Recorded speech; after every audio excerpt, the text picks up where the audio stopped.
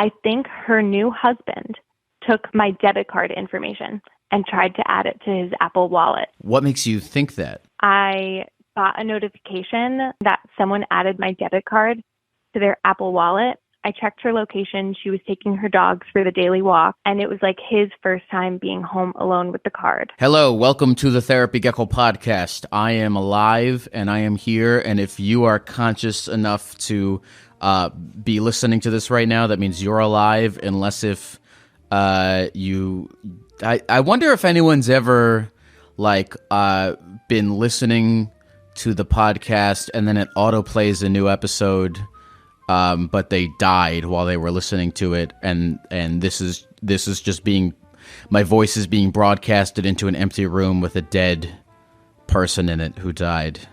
That's a dark thought, but it's not. I don't feel connected to the darkness in it in this moment. I'm just exploring it as an idea. Okay, I'm on a lot of stimulants. I took some Vyvanse, which is great. I think I needed it. Do not recommend.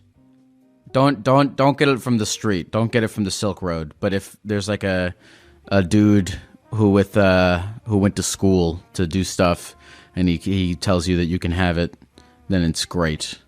And I also have a little bit of Celsius. Celsius is over the counter. You do not need a doctor to prescribe you Celsius. Although it should be. Celsius should absolutely be. I love Celsius. I endorse it. Celsius, if you're listening, I will gladly shill you. I'll do it for free. Celsius should be a Schedule 2 drug. What is marijuana? Marijuana is like Schedule 1, right? I'm going to look this up. Hold on. I'm going to look this up. This is going in the intro of the podcast. Schedule 1 drugs. What are the Schedule 1 drugs? Okay, heroin, marijuana. Why are heroin and marijuana on the same fucking thing? What are the Schedule 2 drugs? Okay, Schedule 1 drugs are heroin, marijuana, cocaine, LSD, ecstasy, psilocybin. That's weird that those are all in the same schedule. What's a Schedule 2 drug? What do the schedules even mean? Okay, Schedule 2 is meth, Oxycontin, fentanyl. What's going on? Do I dare even figure out what's going on Schedule 3? Schedule 3. Okay, these are drugs with moderate to low potential for abuse and addiction. Wait a minute. Okay, so Schedule 1 is the most potential for addiction, and then Schedule 2, and then it goes down as the number goes up. Wait, so what the fuck? Fentanyl is a Schedule 2 drug and marijuana is Schedule 1? That's fascinating. Although, I guess I'm such an idiot. I'm sitting over here being like, what, marijuana is addictive? And I fucking smoke it every day. But yeah, Celsius should be at least Schedule...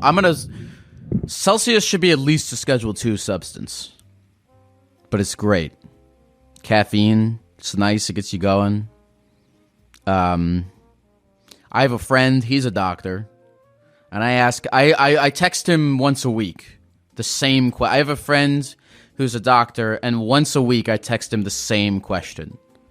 Once a week I text my friend who's a doctor, is Celsius bad for you? Is it bad for me to drink one every day? And once a week, he says the same thing. He says, you asked me this last week, and the answer is, it's probably fine, just don't overdo it. But that's the question. Is doing it every day overdoing it? Don't get any medical advice. Don't get any advice of any kind from this podcast. This podcast is just, I am a man navigating the universe through talking to people and drinking a lot of caffeine. And I am my own little guinea pig boy, just fucking slamming Celsius and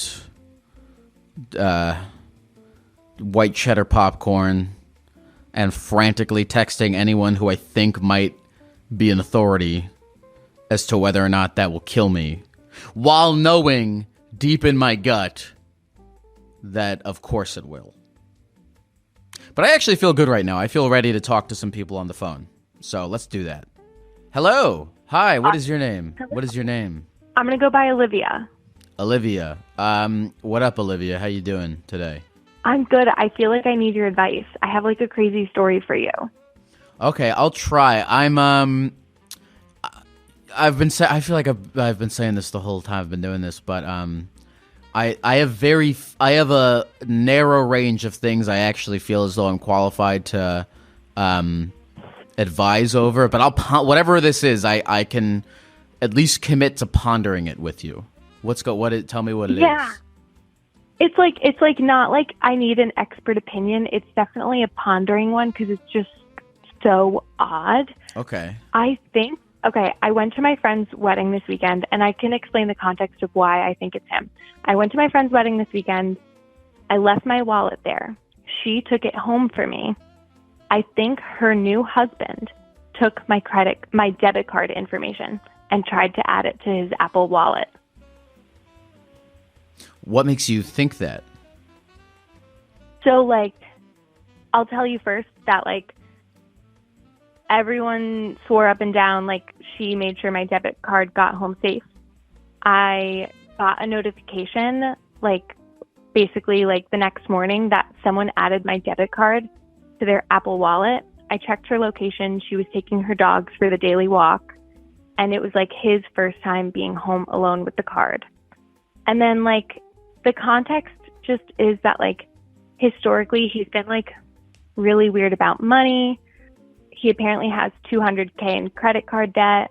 Like, I don't even know how you amass that number. There's, like, a gambling thing going on. There's, like, a prison history.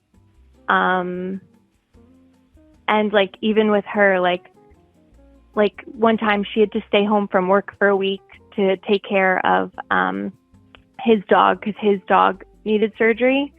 And so she wasn't able to make money that week. And so she was like, hey, we usually split the bills 50-50. And this week, like, I'm staying home to take care of your dog. Could we split it like 75-25?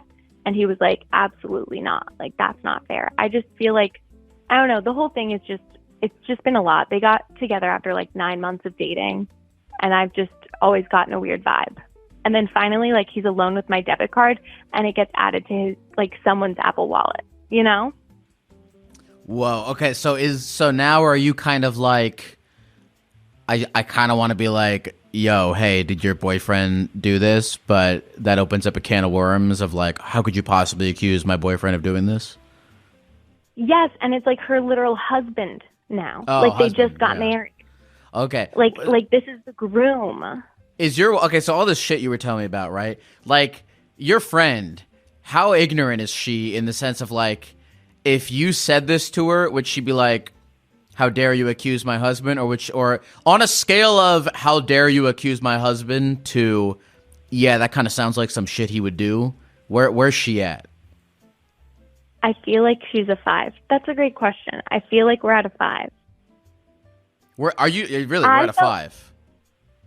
Because I even told her, like, leading up to this, like, hey, like, I think you should consider getting a prenup. Like, they moved in. Oh, no, she didn't get a prenup? No, she didn't get a prenup. And let me tell you something, like, she inherited her house from her grandmother. Like, she lives in her grandmother's house. He moved in with her a month after they started dating. Like, I don't know. We're getting into territory that I don't know about, but my understanding of how marriage works is that, like, I'm curious about this because my understanding of how marriage works is that, like, whatever assets you have before you get married, you keep whether or not you have a prenup. But I don't know if that's true. I think that, like, that is what the prenup, like, creates. Like, I thought, like, once you're married, everything is shared. But if you get a prenup, it states, like, no, like, anything that I made before we got married is mine. Can you inherit? Like, I think that's the point of prenup. Like if they get divorced, and yes, you can inherit that. You can inherit debts, not inherit, yeah. But like you can. So like if she gets divorced, is he like, all right, in the divorce you can have $100,000 of my debt? I, like, don't know because I'm, like, 25. But like, so is she, But like my understanding too is like a prenup can protect you from like medical debt or something. And I said to her, like, girl, what if you got cancer all of a sudden and then you passed away and then like he inherited? We need a divorcee in the comments, please. I'm not going to read the comments, I promise.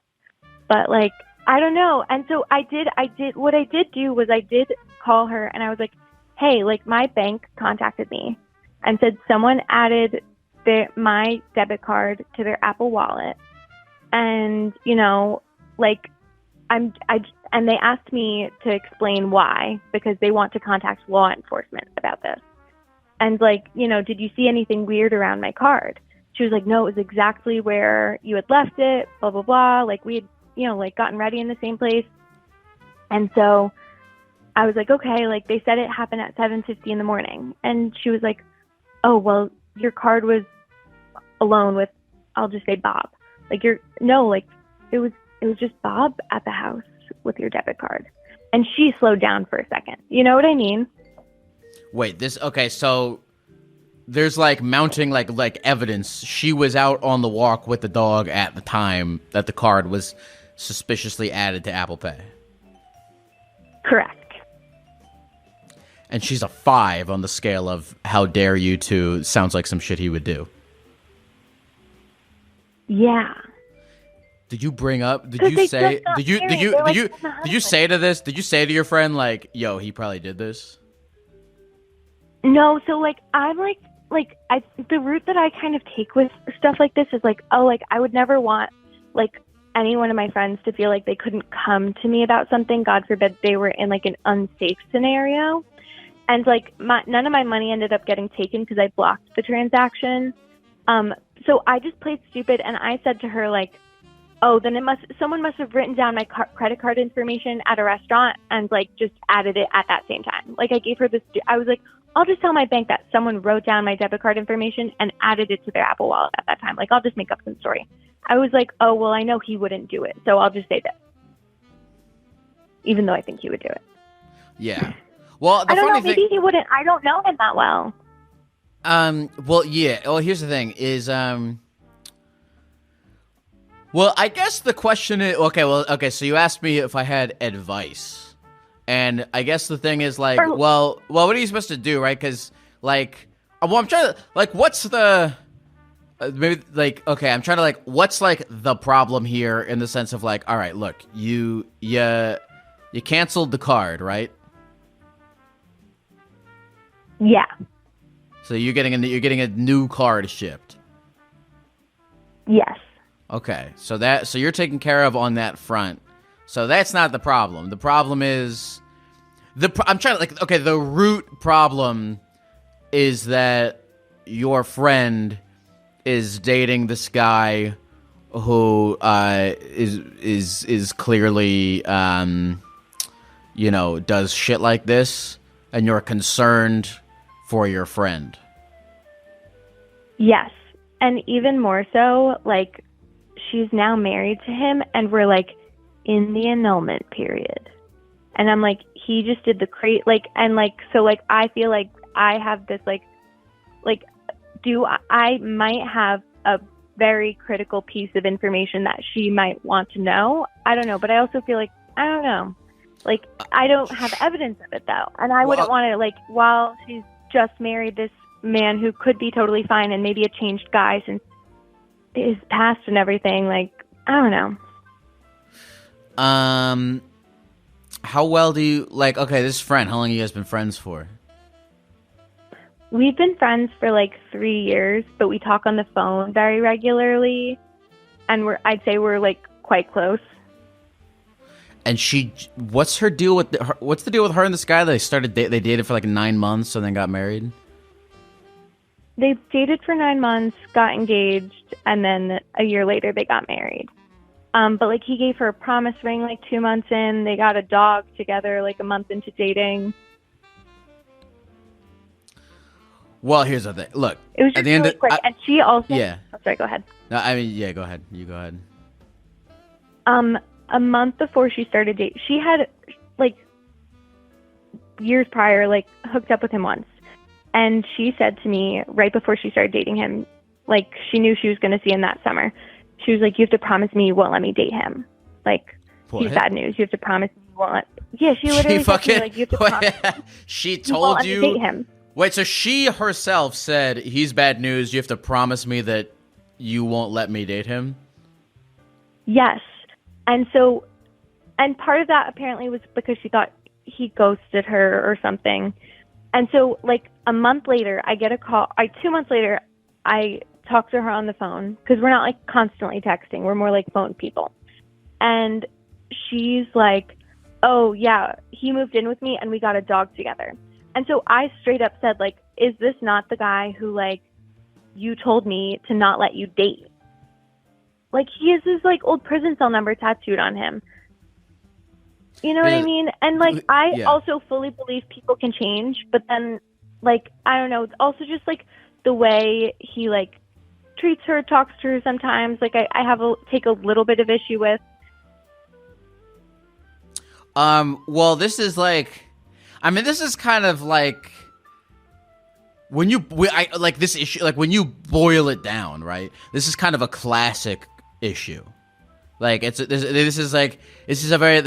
classic case of, like, my friend is dating somebody who I know is, like, shitty for them, and yet we're both adults and there's nothing I can really do except be like, yo, well, it's a tricky subject in general, right? Because, like, you know, like, we've all been in a situation where, like, we have a friend who's, like, dating somebody, and we're like, I don't know, or, like, they'll say something to them and be like, I don't fucking know about that, but, like, in your mind you're like, well, we're both adults, like, what am I gonna do? You know, I'm not. You kind of, as an adult, you have your own. You can decide to date, you know, whatever person you want to fucking date. Although it is nice to have friends and people in your corner. Actually, I'm rethinking actually a lot of the way that I think about a situation like this, because I think about it in, like, a hyper individualistic way, in, like, a nothing you can do way. And there is a truth. There's a lot of truth to accepting that there's nothing you can do. But, like, I don't know. I'm thinking about in my life, both because I feel like I've been in a situation where, like, I've been, like, seeing someone or dating somebody, and my friend is like, yeah, I don't know about this person, and so I've also experienced the opposite, where, like, my friend is seeing someone or dating someone, and I'm like, yeah, I don't know about this person. From the perspective, me personally in my life, when I've been the friend of somebody dating someone where I'm like, I don't know about this person, I feel in my gut always like, I wish so badly I could just go off, you know? I wish so bad. Yeah. I wish so badly I could just go off, but I also feel like I don't want to, like, disrespect you. Like, I don't want to be like, yo, this person is clearly a psychopath and is clearly, like, abusive to you and clearly, like, whatever, because, you know, like, I almost feel like I'm like, am I undermining my friend's intelligence, or am I disrespecting their, like, I guess, like, disrespecting their intelligence to make their own fucking decisions? But I'll say this, on the other side, where I've, like, been, you know, before in my life seeing someone where my friends are like, or talking to someone where my friends are like, yeah, I don't know about this person, I appreciate it.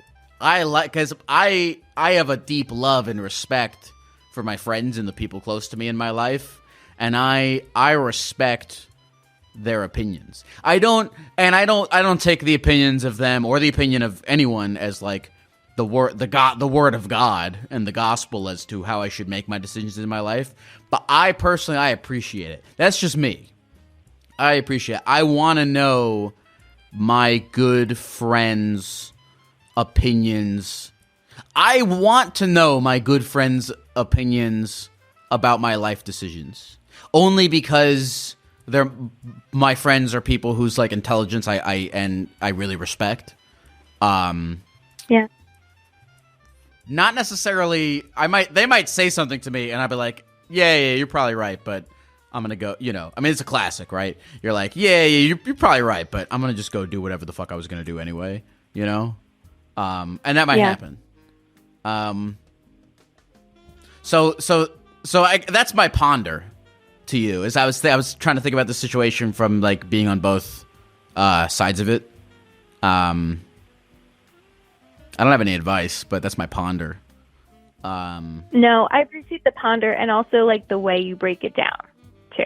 Like it's helpful to be like, okay, like what is the core problem? Like what is the main concern here? Yeah, that's the main concern. As you can tell, I'm like going in 10 different directions.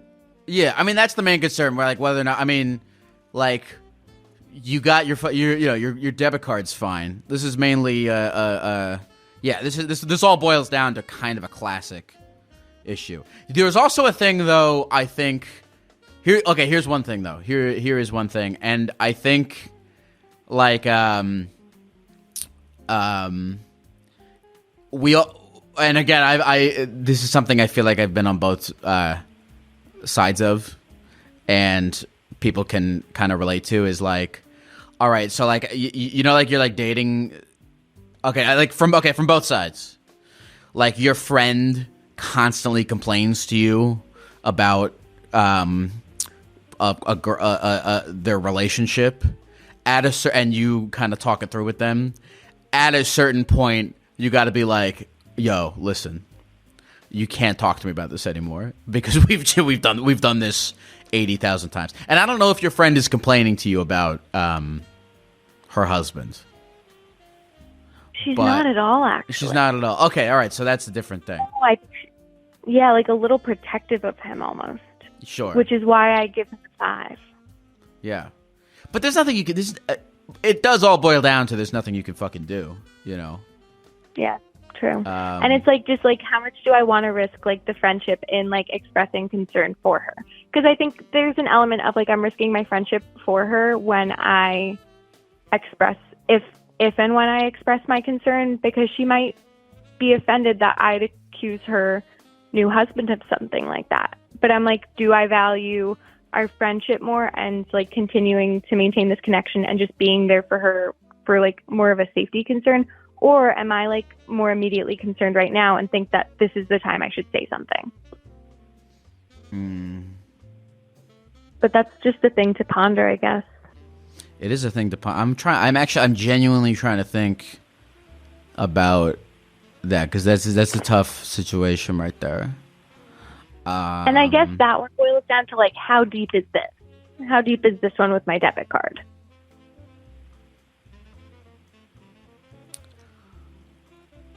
Yeah, I think.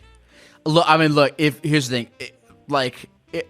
if it helps you sleep better at night, to just be like, yo, look, homegirl, you told me to tell you.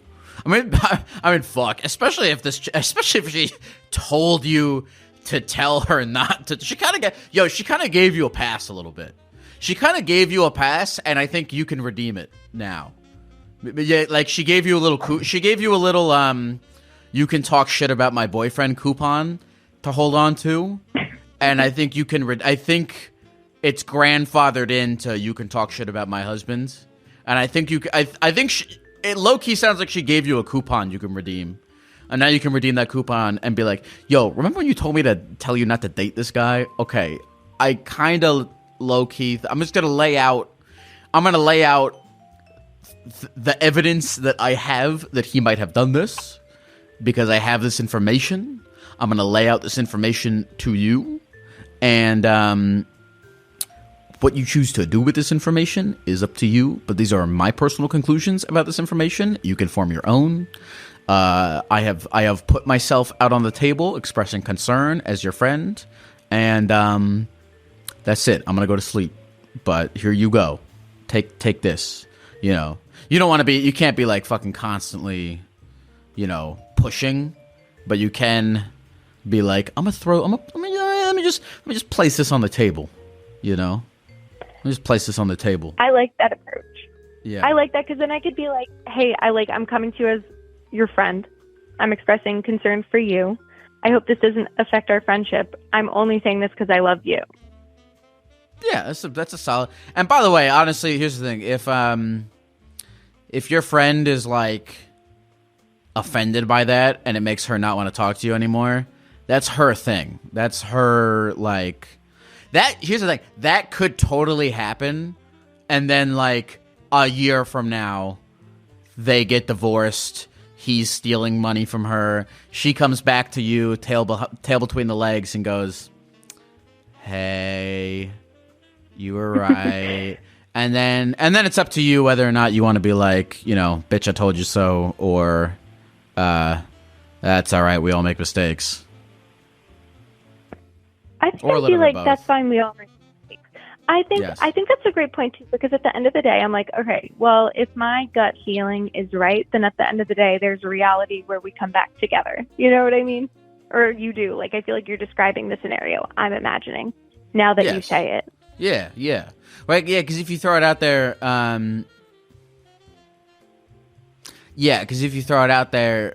like I said, your friend might get super defensive and, like, retreat in. That happens to people in like those kinds of relationships, but you know, if this person is truly your friend, if I had a if I had a homie who like I was telling that to, and they were like, you know, "Jessica's amazing. She's never done anything bad, whatever," and then like a year later, I don't talk to them, and they come back and they're like, "Yeah, she did all this shit," I'd be like, "It's all right, you know, come." What did Jesus say? Jesus said something where like you can't go. Was it Jesus who said you can't go too far without being able to come home? That's some religious thing. Do you know what that is? Yeah, I don't. I know what you're getting at, and I know that's like Jesus's vibe, like the woman at the well and everything, and like the prodigal son. Yeah, like the prodigal son. That was it. That was a teaching in church. Is that that the story of the prodigal son? I've never read the Bible in my life. And I'm not remotely Christian. I've never read the Bible in my life, but I don't know. Lately, I'm like, yo, should I read the fucking? Is that the prodigal son? Hold on. So the prodigal son is like, there's this family, like one son goes off, does his own thing. Yes. Okay. Wait. Yeah. Oh, sorry. Home. Oh, you're good. Oh no, I just Googled it. No, this is the prodigal son. A young man squanders his inheritance, experience hardship. Basically, all right, this kid fucks up a bunch of shit and does a bunch of stupid shit, and then he comes home with his tail between his legs, and he's welcomed back with open arms by his father. So it's like an allegory with you, and I've become obsessed with God as an allegory, for actual shit. I like that. It's interesting. No, it's lately become interesting to me. But yeah. I feel like the same way. Like I'm Catholic in like a chill way, like a progressive. Like, hey, like we should just be accepting of people and also not use the Bible to like, I don't know, condemn others. I feel like it's a cool allegory. Yeah. So that's your friend. Your friend is the prodigal son. You know, going on basically. Your friend is the prodigal son wandering through the woods, like meeting with Swiper the fox from Dora. You know, and then coming, and then eventually she's like, "Oh fuck," and then she'll come back, or we're all wrong, and this guy's awesome, and everything's fine. Yeah. And then you know what? Hopefully we don't even have to go prodigal son, swipe or no swiping route in the first place. That's true. But yeah, hopefully everything is fine and he's just like chill, reformed, super sweet guy. Well, especially if your friend said that she's a 5 on the skepticism scale, it sounds like she would be receptive to this information. So, you know. Yeah. Yeah. Well. I hope so too. This has been so helpful to suss this out. I appreciate Good. No, this has been a fun ponder. I think I'm gonna rename the podcast. I'm gonna call it the Ponder Gecko. The Gecko in the Pond. The Pond Gecko. No, yeah, and I feel like maybe I shouldn't be like, oh, like I need advice, but be like, yo, I need to ponder something with you. Yeah, I like a pond. I like a pond. I'm not gonna rename. I have a journal from like August of 2020 of me being like, I need to rename the podcast, and that was 5-ish years ago. So I'm not gonna do that shit. I'm too baked into I'm too baked into the search engine optimization. I'm locked in. We're the therapy gecko, but we're gonna ponder. So anyway, what's your name again? Geckos go in ponds? Do geckos go in ponds? No, I don't think geckos go in ponds. Oh, damn. All right. Do geckos go in? Jamie, look that up for me. Do geckos go in ponds? Oh wait, I forgot. I'm alone. What's your name again? I'm going by Olivia tonight. Olivia. Or today. I don't know. Olivia. I just finished my night shift. Olivia, is there anything else you want to say to the people of the computer before we go? Geck, bless you. Alaska's a city, not a state. Great chatting with you. Have a great day. Great chatting with you too. Great chatting with you too, Olivia. Thank you very much. Have a good one. Thanks, Geck. You too. Bye. Dude, I don't know why. Ever since I had an existential crisis, I've been I'm not gonna pretend like I read books. I never read books. I started reading a book. I started reading a book, which is the best I usually get. I think I have too much crazy ADHD to read books, but I think my ADHD causes me to I usually go on ChatGPT and Wikipedia and Google, and I gather the main ideas of various information. But I don't know why. Ever since I had an existential crisis, I've been like thinking about fucking God and shit. Again, not in like a literal way, like believing in like Catholic fucking God, but like the story of the prodigal, like that. Yeah, but like shit like that. I'm like, oh, I understand why stories like this have been passed on for forever, because they're just fucking allegories.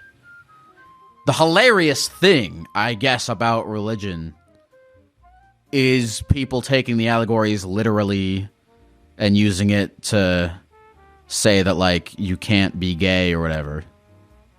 Yeah, I don't know why I'm talking about this. This is what happens. This is literally a side effect of Vyvanse, is that you will start reading the Bible. They should have that on the label of the fucking Celsius can. Is that if you drink too much Celsius, you start to think about Jesus. It's too much. All right. What else? God. Okay, that's it. All right, that's it. Let's move on. Let's take another call. I'm done. Let's take another call. Let's do it. Okay. Hi. Hey, man. What's your name? You can call me Pizza. Pizza. What's going on, Pizza? How's life? Dude, I've had a crazy past couple 12 hours. I've had a real, like, a lot of adult shit going on in, like, 12 hours. What happened? I got a kitty cat, and I got home from working all week. I was away from home for a week, and my kitty cat was all messed up. I had to take him to the emergency room. And they had to put what's it called? They charged me $1,100, dude, because he couldn't pee. Little man couldn't pee. And so they drugged him up. His name is Perk 30, by the way. I'll throw that in there. And so they perked him up. They sent him home on a ton of opioids. And I wake up this morning, and he wouldn't stand up, and so I had to go take him to the vet. And now they're charging me $3,000 to put a catheter in him. Jesus. Yeah, and they're telling me now that little man might have to have his pee-pee cut off. So I might have a transgender child in a couple of days. There's such a thing as like pet insurance, right? Do people get that? Apparently so. I never thought about it until about 12 hours ago. And now that I'm just like $3,000 less in my wallet, I think that's probably a good idea, something to invest into. Anybody who has a cat, pay like $5 a month. Yeah, sorry, that was a very Captain Hindsight thing to say. Yeah. But no, I'm able to pay for it at least. I make decent money, but cool, good. Well, yeah. Good. I guess this is a random cautionary tale to fucking get pet insurance. Yeah, I mean, they said that for most male cats, this is pretty common, and so they were cool. Other places were quoting me like $5,000. So, and I got lucky going somewhere else, and they only charged me at most $3,000. So, if you got like I said, if you got a kitty cat, or God forbid you got two of them, you better want like $10,000 in savings just for them, or something like that. I don't know. Well, but, I mean, aside from the money, how's the fucking cat doing? I literally just got home an hour ago. I was racing him to the hospital. It was 40 minutes away. I just got phone with the docs, and he's waking up from anesthesia, and he's doing pretty good for the most part. They love his name. Everybody really loved his name too. So that's what it's all about, really. But nice. He's doing so far so good. Pretty good. But pretty good. Yeah. How's your life otherwise? You know, life's pretty interesting. I'll throw this in there. I'm a crane operator, so that's kind of unique and fun. But it does keep me away from home quite a bit, so I have to like rely on my roommates to, take care of my cat. I'm like a what's it called? You could call it I'm like a deadbeat father in a way, but then I front the money when I have to. But no, life's going good. I'm working on a government job that I can't talk about, so that's kind of fun to say, I guess. It's nothing too interesting, but just some sort of factory. Can I ask you a dumbass question? Yeah, for sure. Are you good at the crane game? I just started, so like I'm not that bad for like I'm an apprentice, so like I'm learning, but I just started actually like running the crane for the first time, like after like a year and a half of like learning how to build them and operate them and the technicalities behind everything. No, I mean like I'm actually not too bad. No, I mean like are you fucking it up at the Chuck E. Cheese? You know what I mean? Like are you drawing a crowd with the skills? Are you cleaning out the machine at the Chuck E. Cheese? You could say that sometimes. It depends on what I'm running. I mean, it depends on the crane. I'm like running a little tiny crane right now, but I've built several cranes, and probably the coolest one is like, I could say it's like a luffer crane, but you would have no idea what I'm talking about. Just a big, cool crane, and running one of those is pretty unique and expensive to build and stuff like that. And the skills transfer into collecting the stuffed animals. In the stuffed animals? Do you know? Is there a disconnect in our conversation right now? Do you know Absolutely. what I'm talking about? I have no idea what you're talking about. You have no idea what I'm talking about. Oh no, I've got it together. No, I figured I'm together now. I'm with you on this. Okay. That shit is so rigged. It's all like I've used that on. I try to use it on people like chicks and stuff, and I'm like, oh yeah, like I can go run you a stuffed animal. I'm at a bar, and it's all rigged. Like they'll move a little bit this way or that way. And I got like my crane operator hat on.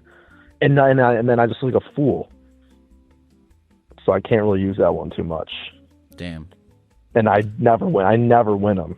I can shove as much money as I want in there. I'll never win them. You hear that, folks? You can get crane operator. That's how rigged it is. You can get crane operator certified, and you still can suck at the game. It is true. It's all rigged. It's all just a big lie. So, but yeah, it's been a cool job. I was gonna be a programmer before I started doing this, so I mean, it was kind of a big jump from sitting in an office desk to running cranes. But I wouldn't ever turn back on it because I don't see it being taken over by AI anytime soon. Things like that. And also, I've had to travel all around the state that I live in. I'll just say I live in Michigan. I also came to your show in Detroit. I feel like everybody. I feel like that Detroit show. I feel like we did you a disservice. I feel like you did such a good job there. I feel like you just did like a disservice. I feel like a lot of people left before that rave last year. Did you ever get a lot of people at that rave? Are you hold on? I did 2 Detroit shows. I did one in 2023 at St. Andrews, and then I did one at that concert venue that looked like a laser tag arena. Yeah, that's what it was. It was like you were at that one or whatever. Yeah, okay, you were at that one. Yeah, that one was that venue was a fascinating place. Why would you say that? Because it was the way it was like laid out. Yeah, well, it was a very like old venue, and it was clearly meant for like old school like rock concerts. I had a great time. I thought it was really cool. I thought it was cool to do a place like that. But yeah, it was.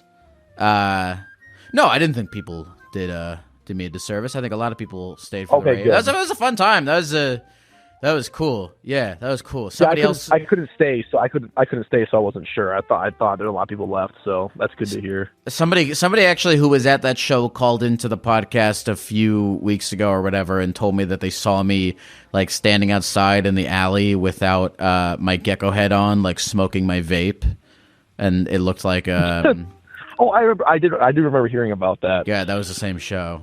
Yeah. Okay, so crane operators. Wait, so you think crane operation? I've been thinking a lot about AI shit and like what's gonna still be around and what's not. Like I was watching bro. Have you seen VO3? No, maybe explain it. It's utterly is it a show or is it like a YouTube? Dude, it's utterly insane. It's like completely insane. It's like Google's new like AI filmmaking tool, and it makes I have not seen that. If you go on YouTube and you search like Google VO3 videos, you'll watch it and be like, "Oh fuck, this is we're on the." I'm not inherently a doomer about all this. Somebody in the Spotify comments called me a doomer when it comes to AI. I'm not a doomer. I'm actually I try. My opinions about these things are worthless because I don't know anything about computer science. These are just like observations about like I don't know humanity or just I guess just me trying to be optimistic, but anyway, for sure. I'm not a doomer. I generally attempt to, I guess, be optimistic about the future of shit.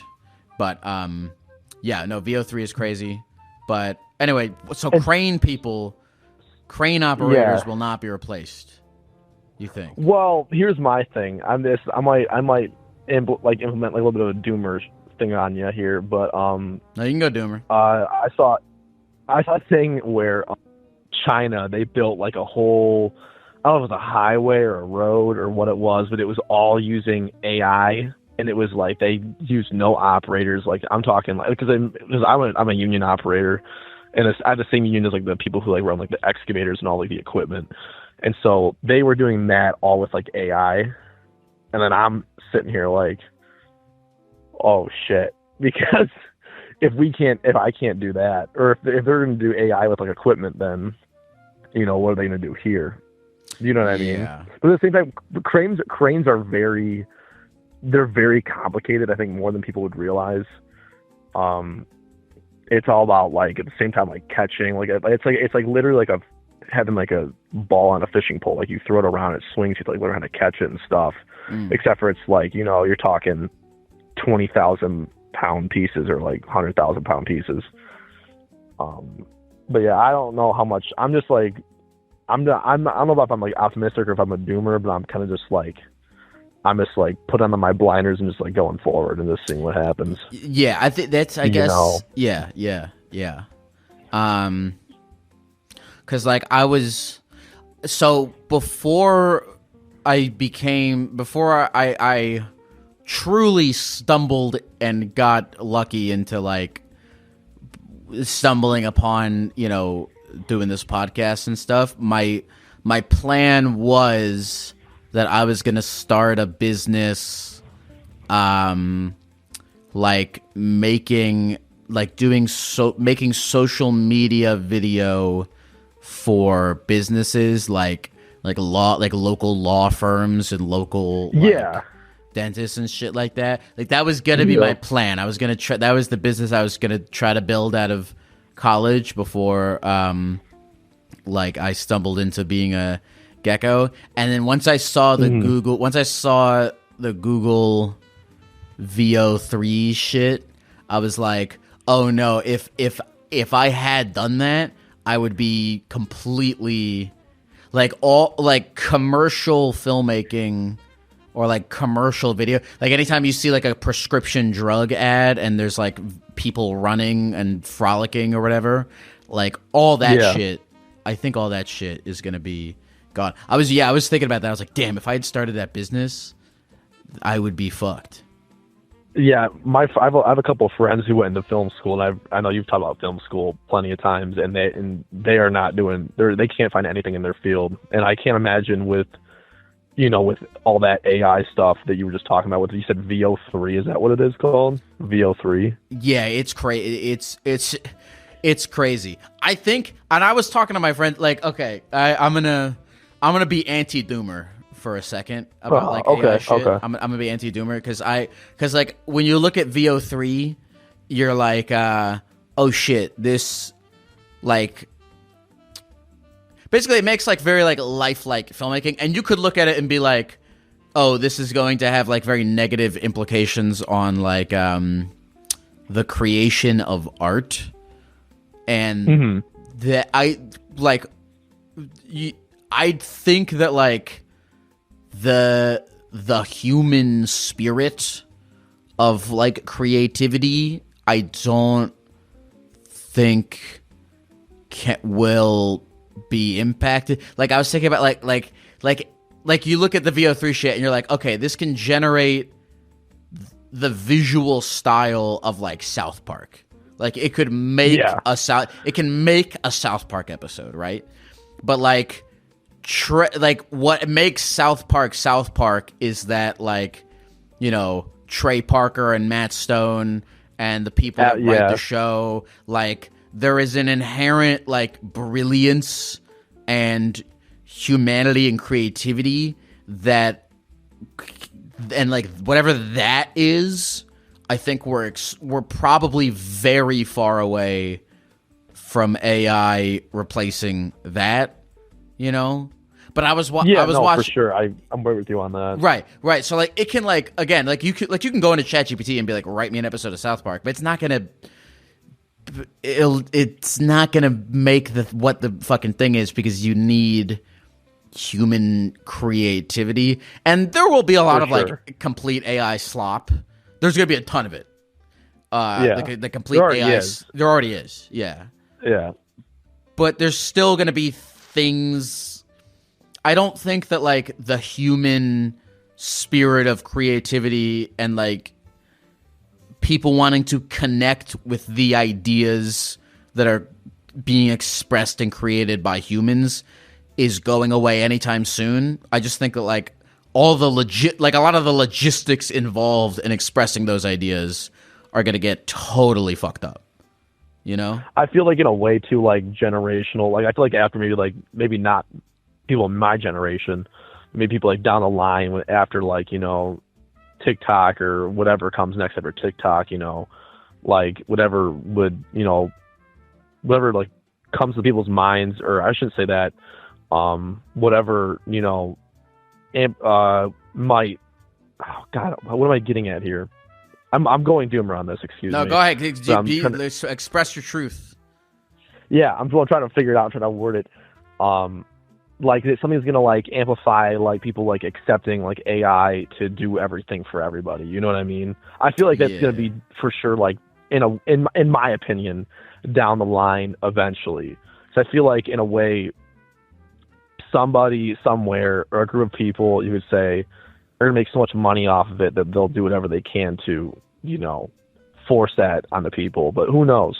I really don't know. I'm just a fucking construction worker. I'm kind of a stupid ass, but No, I'm also kind of a stupid ass. No, I really, I'm like, no, I've been watching, cause yeah, I'm not a computer scientist. This is not like, you know, but the rambling, this podcast is not like, I'm not a computer scientist. These are just like, these are just observations that I'm having. Yeah, like philosophic rambles for sure. Yeah, these are just philosophic rambles from just my own human experience and I'm not even going to say very little empirical knowledge. I'm going to say zero empirical knowledge. But that's what I'm watching. I'll watch like TED Talks or like I watched this video last night where this dude was like breaking down the levels of AI and like if it is possible. I mean, this is like the classic thing of like, is it possible for this shit to gain consciousness? Because like, all right, my dad cummed in my mom and then that made an egg or whatever I don't even know how that shit works. I don't know how anything works. Yeah. But somehow my mom's egg and my dad's cum created within me consciousness as a human being.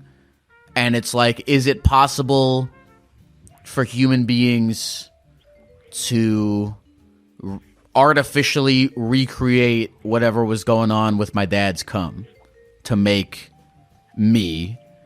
And then if we argue that yes, it is, I guess the idea is we create these fucking robots who then become smarter than us, that they figure out, that they like study, they very vigorously study my dad's cum and then figure out what inside my dad's cum makes consciousness. So then they make it, and then they make conscious beings that are also immortal. Is how I think this works.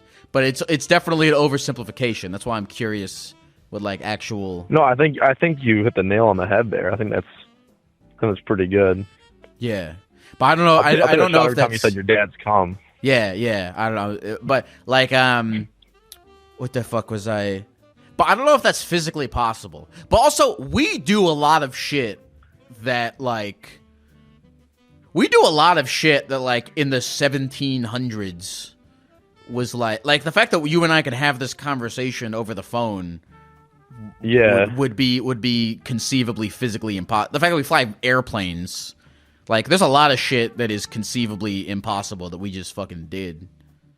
Like I was listening to what's it called? I listen to a lot of Joe Rogan, but I'll just bring this out here. It is kind of on topic. They were talking about how they were building a quantum computer, and that it was and he was talking about this quantum computer that was in a way somehow solving. He explained it to be something along the lines of, we got every atom in the universe and put it together and made into a big computer and gave it this equation, the universe would blow up just like from overheating before it could solve it. But then this computer is solving this math equation, and they think it's like going into the multiverse, which sounds like super ridiculous and like sounds like super Joe Rogan-y, of course, but like, yeah, that's what I mean. It's not like he's not saying that, but like that's what scientists are saying, that they think that this computer they're making is going into the multiverse. You know, can I tell you actually? You know, actually, it's funny. Before you brought up Joe Rogan, can I tell you a thought process I was having as we were having this conversation? Like as I was talking this whole time, I was thinking in my head, I was like, because his whole thing is like, I'm a dumb guy just saying a bunch of shit on a podcast, and I'm like, oh crap, I'm doing dumb guy right now. I'm doing dumb guy saying a bunch of shit on a podcast right now. Yeah. But I don't know. I'm not having. I know. I'm not. I don't know. I'm like, oh fuck. Am I? Is that bad to do dumb guy saying a bunch of shit on a podcast? No, absolutely not. I don't think so at all. I mean, I listen to you every day. I don't know what that would make me, because I listen to you all the time. So like, what does that mean? It would make us two. I guess it would make us two dumb guys just saying words and then listening to it's. I guess it's a. Man, see, this is why the computers are gonna not even be dealing with any of this shit. They're gonna be doing crazy cool stuff. That's what I'm saying. And I just hope that they don't take over my crane job. I like doing the crane stuff. Oh yeah, wait. This all goes back to didn't you said that you don't think AI is going to take your crane job? No, I said I don't know. I said, well, I started from I was saying that AI, China was making equipment run on AI and build roads. I mean, the roads could have been super shit. Honestly, I don't know. It could have been like a really shitty road, but like it made a road. You know what I mean? I never even thought about it like that. So, yeah. But yeah, cranes are getting very also technically advanced too, to the point where like they can like almost assist you the whole time you're running it. Whether it's like the old ones are kind of just like you push a lever and that thing goes, or if you push it so far it'll tip over. But I don't know. I don't know. It's getting very like safety and technologically advanced. So I wonder sometimes. If you're listening to this podcast right now, don't get any of your information or thoughts or ideas about AI from me or this caller or from Joe Rogan. Go find some computer scientist motherfucker. Not like a CEO of a tech company, but go find some like computer scientist motherfucker. I don't know a fucking thing. Go find some computer scientist person who made the stuff. Find some really boring computer scientist person and go listen to them, and they'll start talking about stuff. I want to do more of that. But again, I'm too ADHD, so I end up, you know what I end up doing? I end up going on ChatGPT and being like, I did the most hilarious thing the other day. I went on ChatGPT and I was talking to it and I was like, what safeguards are in place for like AI video so that, you know, people can't mistake it as real? And I noticed the irony of like asking an AI, hey, so like, yeah, you know, you guys are gonna be cool, right? But yeah, I don't know. I forget what it spit back at me. It was like something about how like Adobe. Well, there's like legislation, I think, that's happening, but it's you know, the technology and shit is progressing faster than it can be legislated. I think too, like, say the same thing is you can do all the legislation you want, but it's still like we get content from all around the world. Yeah. You know, so like, what is legislation?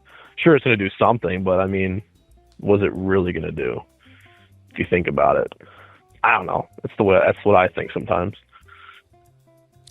But yeah, don't listen to me. I dropped out of computer programming in college 2 times. So like, I don't know fucking anything. I have been having a lot of fun having this, you know, 2 white guys doing mushrooms for the first time conversation with you. Yeah. It does feel like that, huh? Yeah, I guess it's bleeding out into the podcast because in my actual life I do enjoy. I think about this stuff. I talk about it with my friends. It's just been on my mind, especially after seeing the VO shit. But I did want to. I do optimistically believe that like human people will still always like, you know what is another thing is I think there will probably be a large group of people who like go the opposite way. Like we're seeing a movement, I think, of people who like get clamshell phones and like delete their social media, and like people who are like going the other way. And I again, this is like, I don't know if this is like optimism or naivete, but I predict that movement will grow of people be like, you know, reject modernity and fucking touch grass or whatever. Yeah, I'm laying in the grass right now in my backyard, and I actually deleted Facebook and Instagram. I never had. I had TikTok for a little bit. I deleted it, but Instagram was like my crack. I would always go on it. But yeah, I deleted Instagram and Facebook about like 2 months ago, and I feel like I remember you talking about something about this, like sitting on the subway because you live in New York, and you sit there and just like enjoy the moment, and that's what I do. Like when I was at the vet today, I'm sitting there, I'm not on my phone. I'm just sitting there in the moment, just like pondering and just like chilling, just being in the moment. Just to clarify, just so just so everyone knows, I do that about 1 out of every 50 times I ride the subway, and it's so great because the other 49 times I'm on my phone on Instagram like everybody else, but 1 out of every 50 times I get to, pretend to read a book and think I'm better than everyone else. Yeah. You know what's funny is I do often wonder, because I do that. I've been like I'll anytime I do like shut off my phone or like look at a book, I look up and you look and you like observe everyone being on their phone, and you observe like there's always at least a couple other people who are like not, or they're like on the books or whatever, and I want to have a moment. I haven't had this moment yet, but I want to have a moment where I catch somebody else who's reading a book on the train, looking up, doing what I'm doing, and I'm like, we lock eyes, and I'm like, are you also looking around the train to have that moment where you're like, everyone's so addicted to their phones, but not me. I'm reading a book and I'm awesome.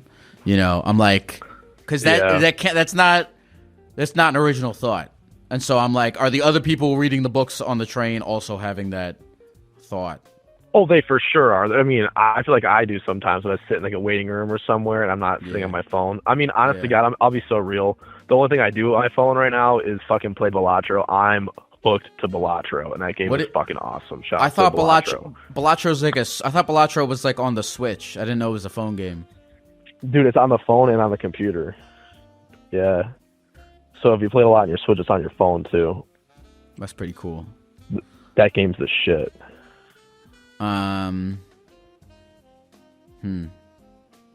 What else? Is there anything else? I don't know, man. Are you really? I forgot. Oh wait, you're on the. Are you really laying on the grass right now? I just stood up, but yeah, I'm outside my backyard right now. Damn. Usually when people, I've had a pretty stressful morning, to be honest. So I'm kind of just like staying out of my house. So yeah, I thought my cat was gonna die. He still might die. It's hard to dampen the mood on that, but I don't know if he will or not. No, I'm sorry. So, we talked about AI too much. I forgot about the cat thing. That's okay. Yeah, that was like the banger was But hopefully he pulls through. Perk 30's gonna be all right. He's a sweet young man. What is your name again, sir?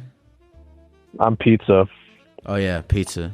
Pizza. This is a fun conversation.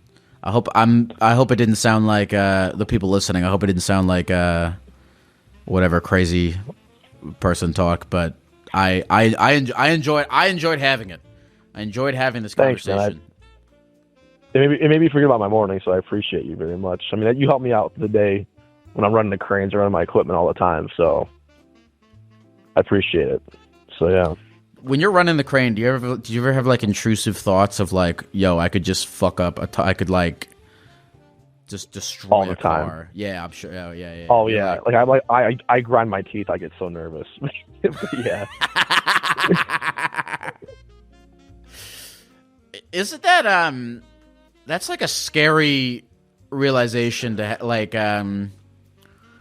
everyone's human, and I think like intrusive thoughts are like part of being a human. Like when you were in 4th grade, your teacher was like writing math problems on the board. They probably had one moment where they were like, "What if I pulled my pants down and took a shit right now?" What? They probably did. Like if you you're saying, yeah. You know, like the older you get, the more you like look back on your childhood, and you look back on like your teachers and parents and whatever, and you're like, oh, they were humans just like me. They had all these like thoughts and feelings that I have, and I'm like, oh shit.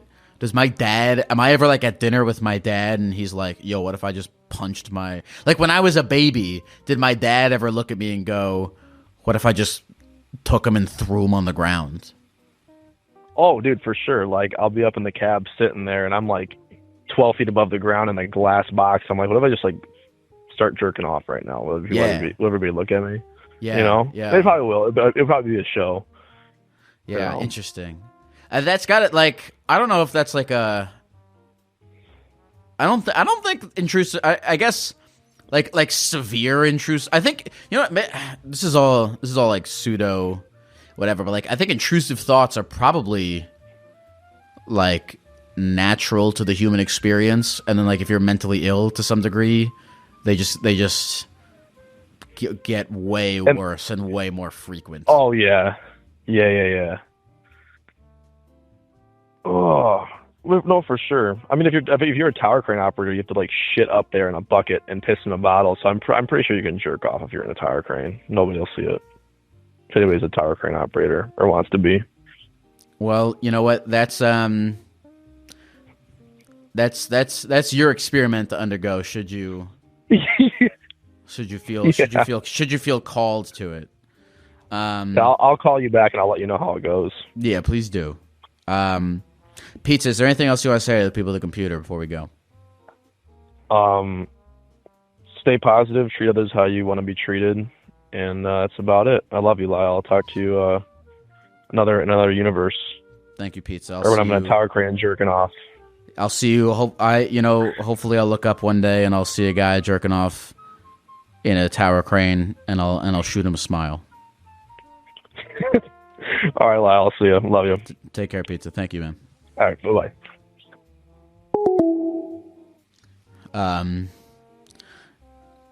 Well, I hope you guys have been enjoying this episode of the Therapy Gecko experience thus far. From Casey.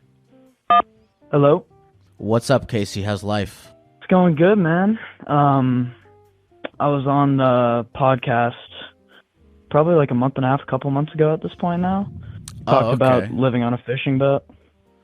Oh, you're the fucking Alaska guy. Yeah. Oh, fuck yeah. Okay, cool. Okay, actually, this is sick.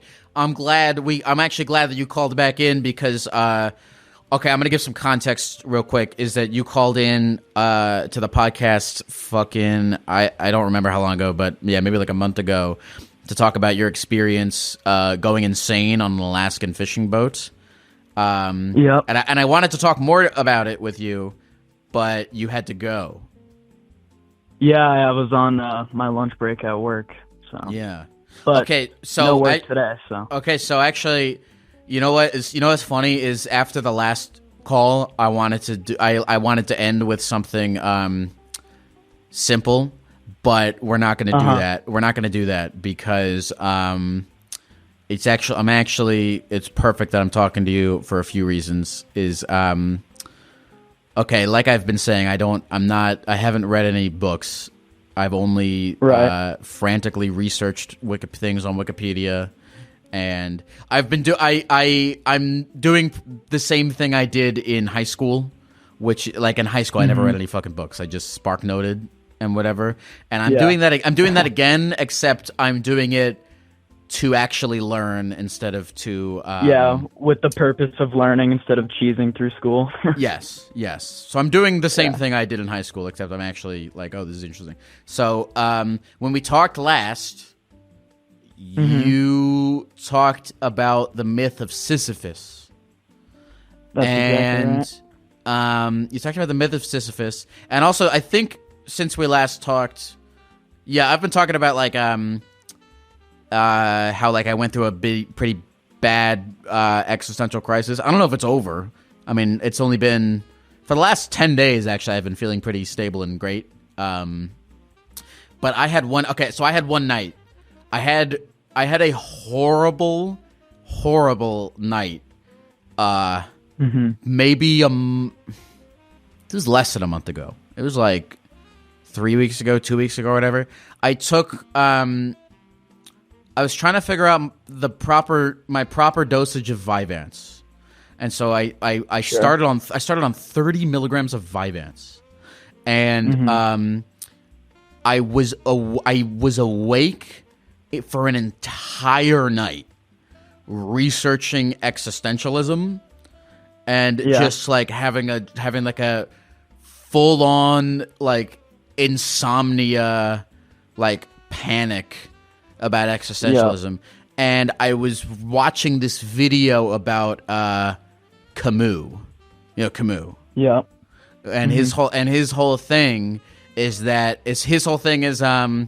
one must imagine Sisyphus happy. As happy. Yeah. And I was trying to get into it, and I was like, and I wouldn't accept it. I was like, what the fuck? What are you talking about? That's insane. How can that apply to everyone? Okay, so anyway, so for so for people who don't know, the myth, and you actually read the book. I just read the Spark Notes, so correct me on this, but the myth of Sisyphus is basically this fucking dude Sisyphus. I'm gonna oversimplify all this. This dude Sisyphus like does some shit to mess with a bunch of gods. So the gods condemn him to an eternity of rolling a boulder up a hill.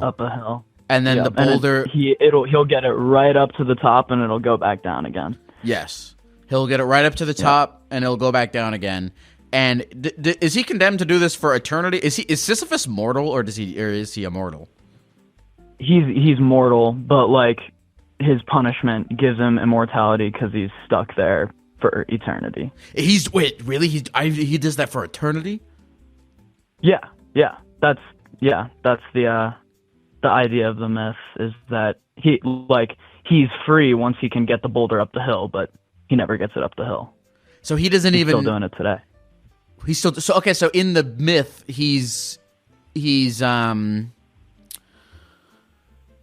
So in the myth, he's immortal. So he actually is doing this for eternity. He doesn't like do it until he's 80 and dies, and then he can just be dead. He's immortal in the sense that, at least I'm pretty sure, it's been a really long time since I've read the book, and I'm not super I don't have a bunch of knowledge on Greek myths, but from what I understand, or from what I remember, is that he betrays the gods as a mortal man.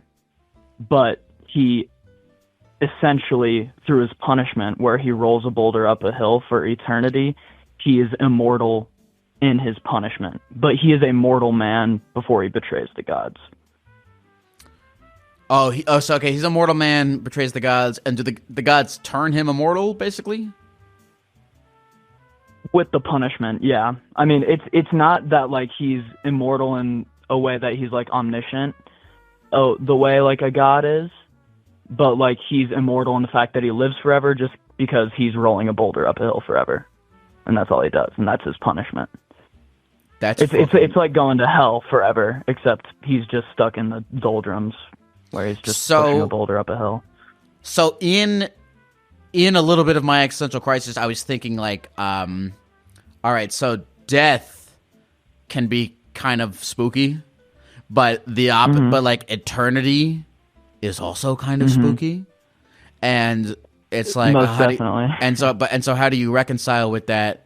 And so the idea is like, all right, you get this guy Sisyphus is rolling the boulder up a hill, and this guy Albert Camus is a philosopher. Yeah, I was tweaking on Vyvanse at 3:00 in the morning, watching a YouTube video about Albert Camus. Talking about absurdism, which is the idea that Sisyphus trapped in this eternal hell of rolling the boulder up the hill only for it to fall down again, which I guess you could consider as like, I mean, you could consider that as an allegory for like a ton of shit, and yet Camus' thing is one must imagine Sisyphus as happy.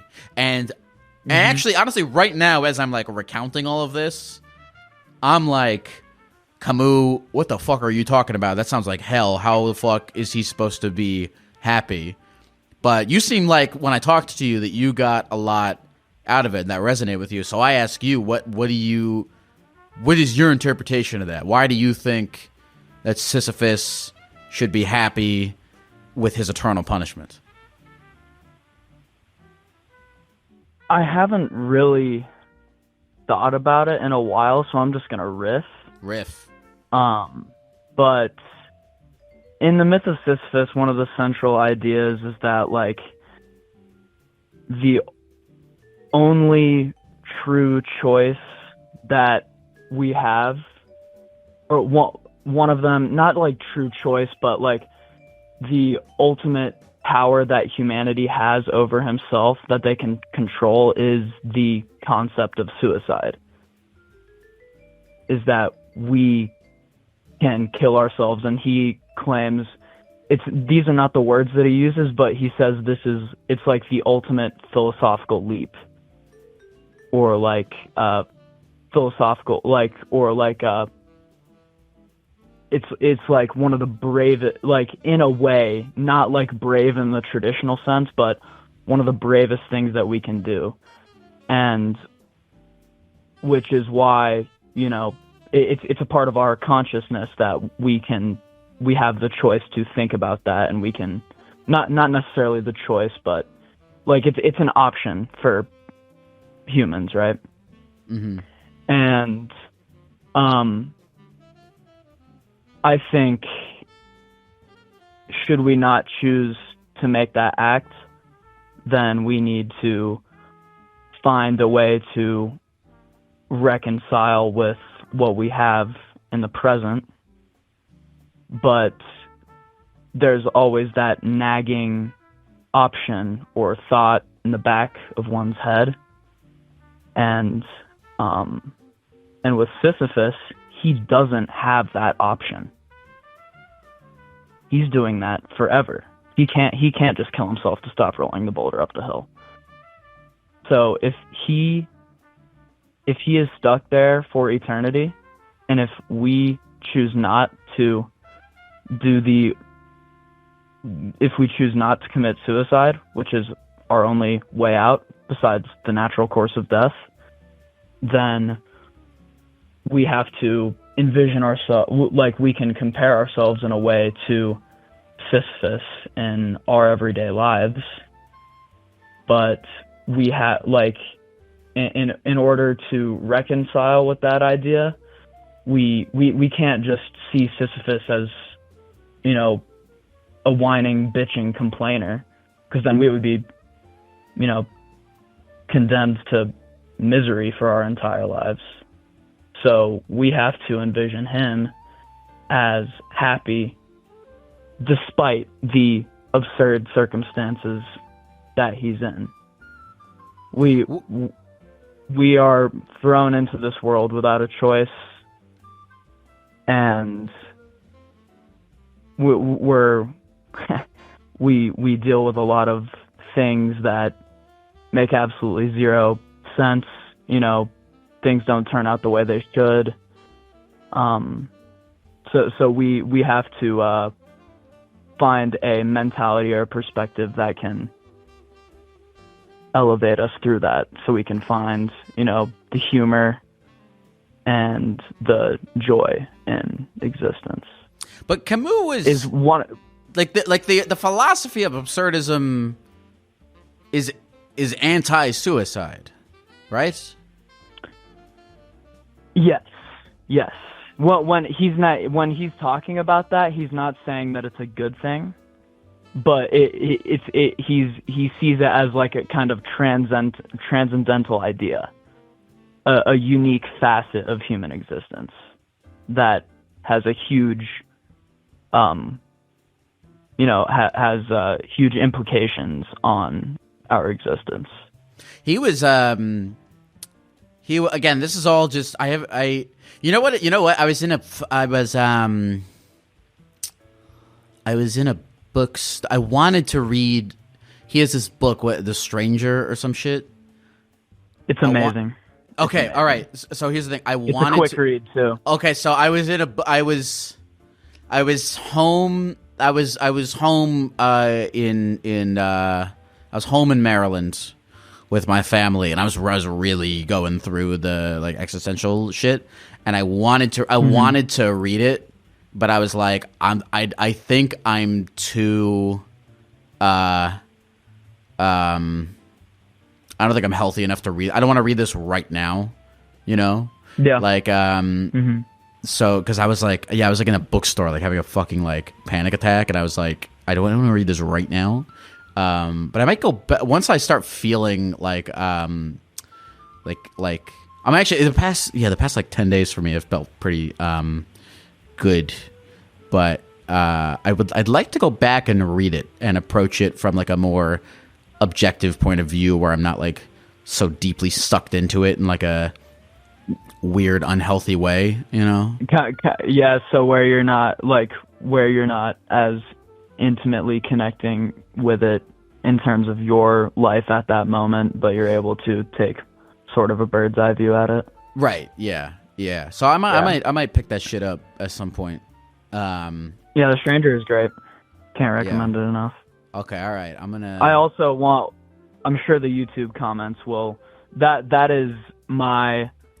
It's been 4 years since I've read that, and I have not really explored philosophy for a couple years now, so I'm almost positive that that's wrong, but that's kind of how I've been looking at absurdism recently. Interesting. At least through Camus' lens. Yeah. But yeah, people will correct me, and we'll have some interesting YouTube comments to read. Yeah. Oh, I love reading the YouTube comments. I love. Me too. You know what bothered me is the fucking the YouTube comments on the podcast. Not that this. I honestly shouldn't read the YouTube comments. Because I don't know if I don't know if reading YouTube comment. I don't know if reading YouTube comments provides me with any value or is like. I mean, I enjoy it. I like. You know, I think if you make something and put it on the internet, whether it's a podcast or a photo or whatever, you want to see that people actually listened or whatever. But like I don't know, I was kind of bummed out by the I post the most recent podcast, the one where I talked to the lady who was polyamorous. Like people just I opened the YouTube comments and somebody was like, I am also disgusted by your polyamorous lifestyle.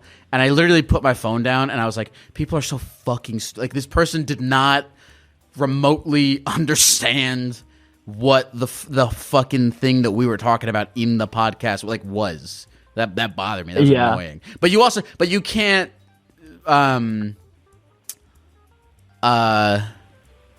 don't know. You can't be mad at that shit. Yeah, well, I mean, people are always gonna, look for the tiniest thing that might only be distantly related to an entire conversation that you'll have on here, and they're gonna latch their own biases to it and get upset about it. So yeah, that's their problem, not yours, right? No, I've gotten better at like when I read that stuff, just like I find it funny. I mean, I was frustrated. Yeah. I was like a little bit frustrated at like, oh, this person is not understand. This person is like not getting what I think we're trying to put out. But like, I don't. There's a lot of stuff where, but then I'll read something where it's like you're fat and gay, and I'm like, all right, that's fair. That's fair. Anyway. Yep. Are you feeling less insane? Are you feeling how do you feel about do you feel good? Well, things are pretty crazy right now, but there's been huge ups and huge downs. The huge ups, I don't know if this had happened. I don't think I got the chance to tell you last time we talked, but I got accepted into a mathematics PhD program. Oh, at the yeah. University of New Mexico. Yeah, no, okay. I remember this conversation because you were. I remember this conversation because you, your passion was math, and I was like, you got really lucky that your passion is math. Yeah, yeah. Because like that's an applicable thing. That's an easier passion to pursue than a lot of other people's passions are harder.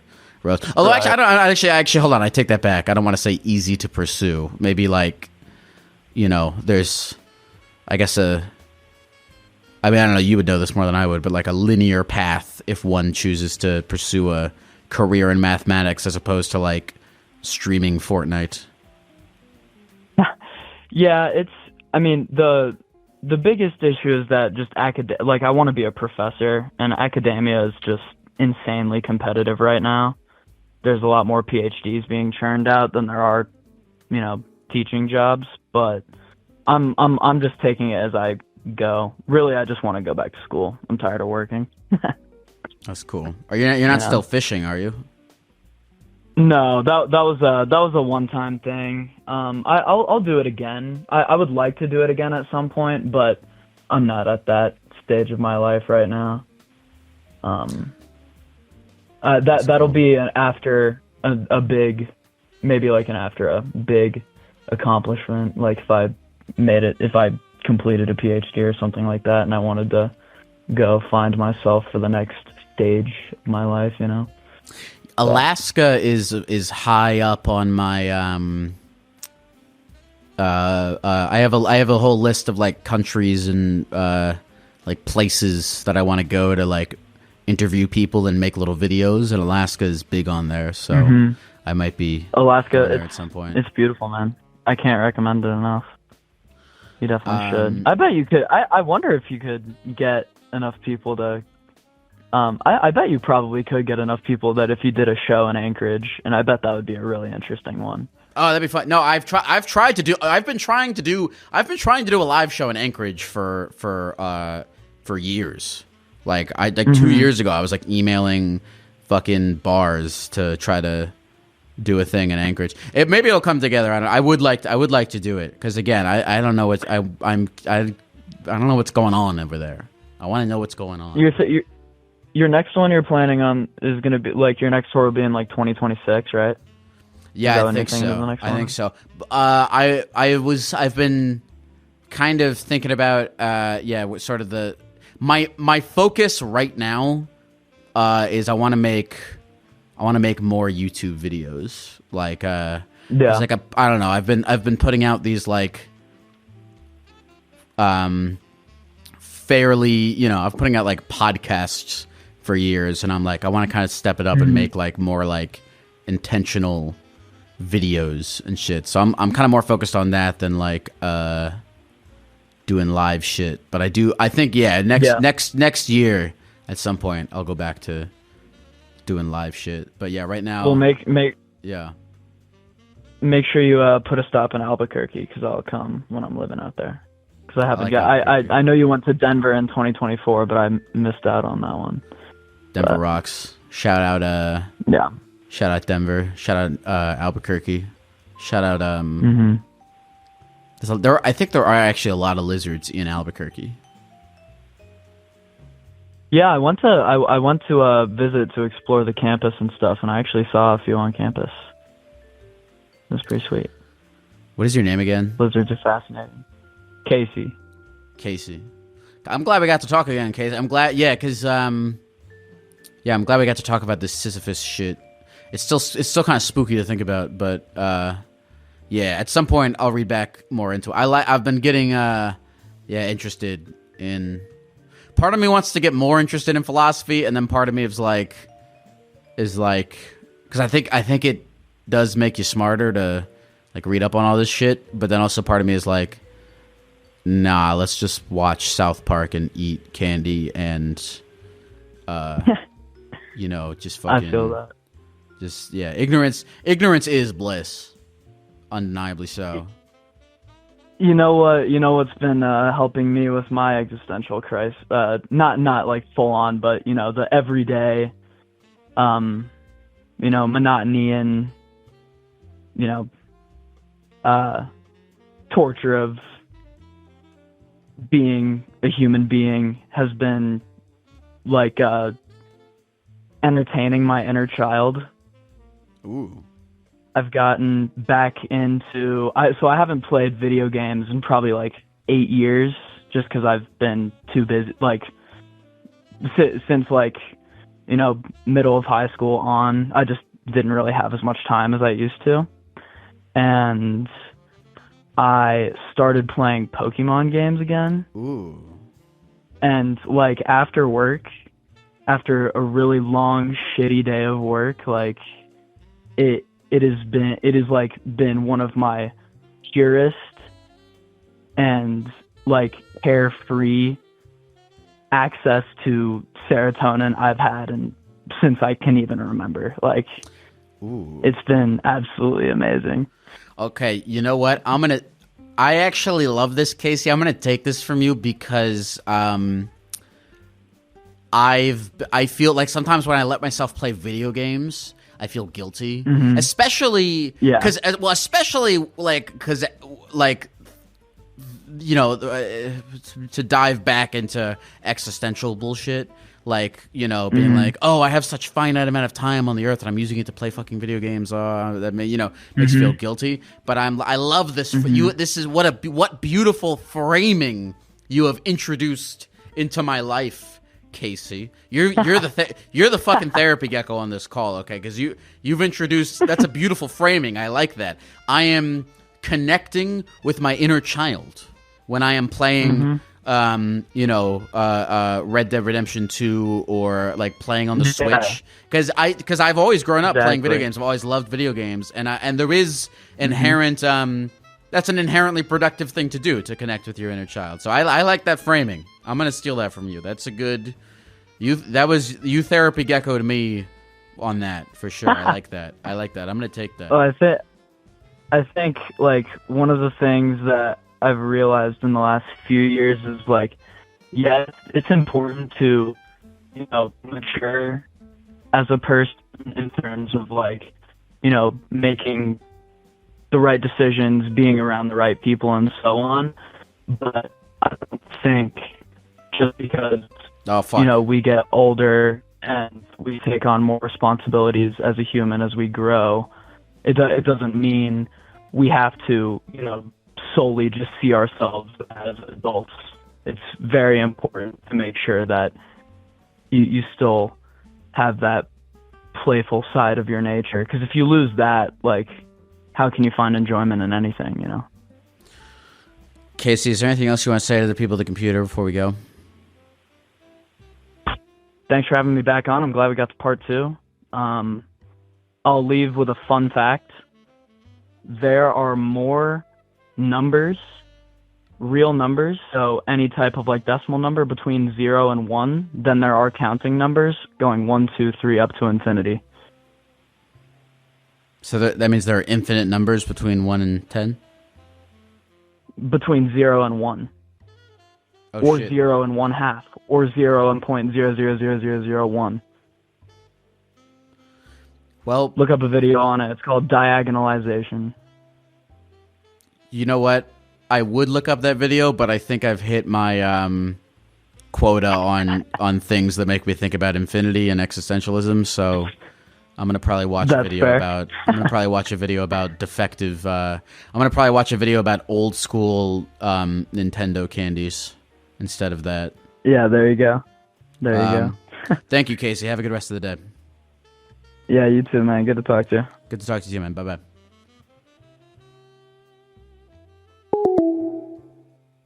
Woo! Wow, that was a great episode.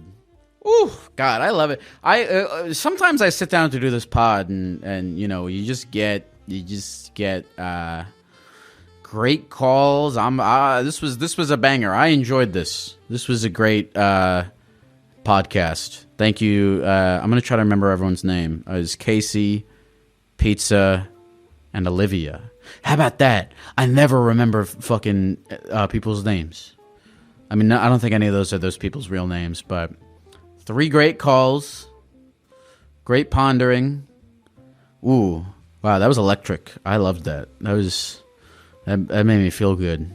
I hope you enjoyed listening to this. This was a fun podcast to do. Man. Yeah, I have my ups and downs. I'm going to be candid. I have my ups and downs making this thing. over the past 5 years of making it, but like yeah, I don't know, there's a lot of times where I'm like, ooh, that felt good. That was a good that was a good session of recording. I enjoyed those conversations. I feel better as a person having had them. I hope that it felt worth it to you to listen to them or have them on in the background while you did something else. And do I have anything else to say? I'm going to shut up. And I'm going to walk with dignity into my inevitable caffeine crash that will be happening exactly 20 minutes from right now. I'm going to walk into it with dignity and acceptance that I brought it upon myself by drinking too much caffeine. No, I'm going to, whatever. I'll take a nap. Who cares? Who cares about anything? I'm going to go take a shit. I'm going to go take a nap. Actually, I don't feel like taking a nap, but I will eventually. Okay. All right. I hope this wasn't weird. I hope I didn't say anything weird or crazy over the past hour and a half or however long this was. All right. I'm going to get off. I need to stop. All right. I'm going to stop. Okay. Bye. Therapy Gecko's on the line, taking your phone calls every night. Therapy Gecko's doing it right, he's teaching you how to live your life, but he's not